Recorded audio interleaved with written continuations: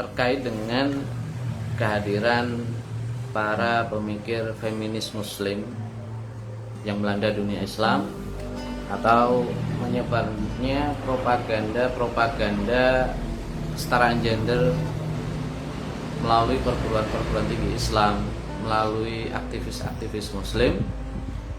Maka pertama yang harus kita pahami adalah bahwasanya produk pemikiran para aktivis feminis muslim dengan kampanye propaganda kesetaraan gender sesungguhnya adalah itu copy paste daripada gerakan feminisme barat modern.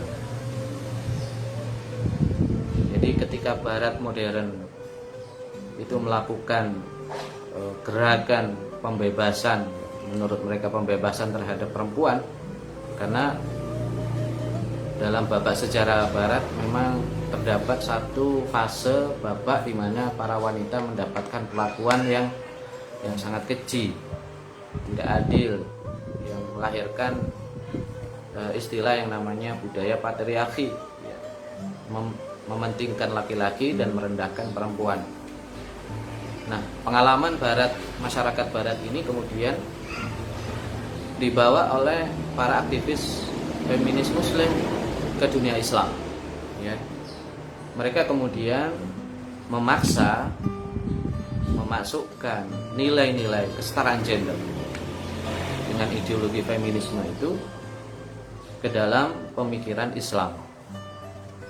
Nah, pertanyaannya adalah apakah Islam itu bisa kompatibel dengan ideologi pemikiran kesetaraan gender?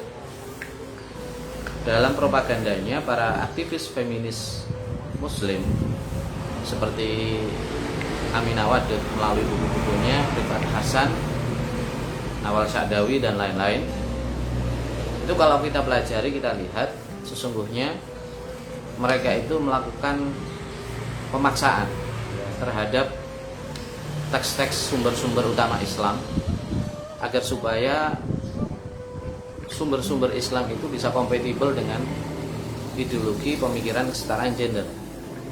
Yang terjadi sesungguhnya adalah ketika mereka memasukkan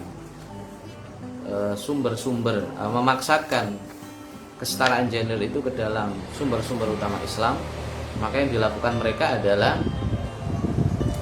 dekonstruksi, pembongkaran terhadap teks-teks agama Islam, Al-Quran, hadis-hadis Nabi SAW yang menggunakan pendekatan hermeneutika. Jadi suatu pendekatan yang tidak dikenal di dunia Islam, tidak dikenal dalam tradisi Islam, tidak ditemukan dalam karya para ulama-ulama ahli tafsir pada zaman dulu yang otoritatif, tidak ada.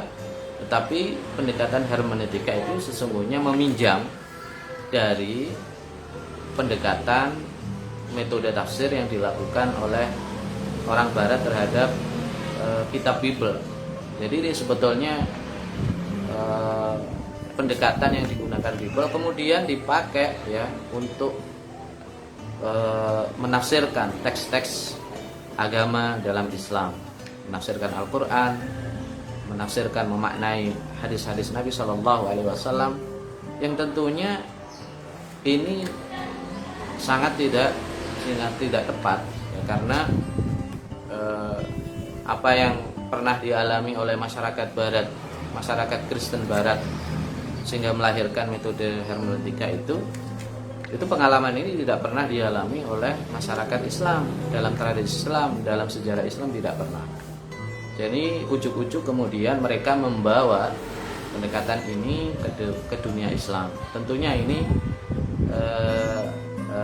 harus direspon secara kritis. Nah, para aktivis feminis muslim ini hanya copy paste, hanya meminjam, tidak menggunakan nalar kritis ketika memasukkan ideologi kesetaraan gender dengan pendekatan hermeneutika itu.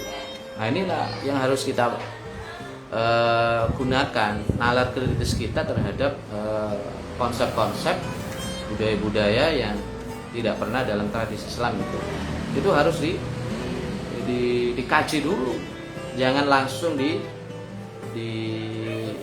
copy paste disesuaikan dengan teks-teks agama Islam, ya. Yang terjadi adalah pembongkaran akhirnya, sehingga apa yang dilakukan para aktivis feminis muslim itu dampaknya adalah pembongkaran terhadap sumber-sumber utama Islam. Mereka sesungguhnya tidak membawa satu konsep keadilan terhadap wanita, tidak, ya. Mereka tidak membangun satu konsep yang kuat keadilan wanita dengan pria, sesungguhnya tidak.